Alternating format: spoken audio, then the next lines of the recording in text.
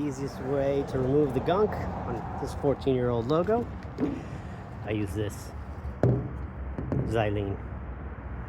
Same stuff you use to thin your paint when you're putting it on. Make sure it doesn't remove your paint. Look how quick that is. So no reason to struggle with old logos.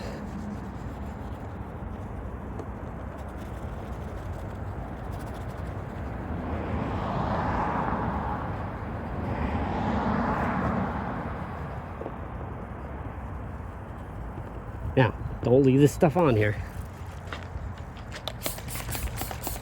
Wash it off well. I'm using coil cleaner on the Living Light because it's aluminum and that's what I had on hand. That was aluminum safe.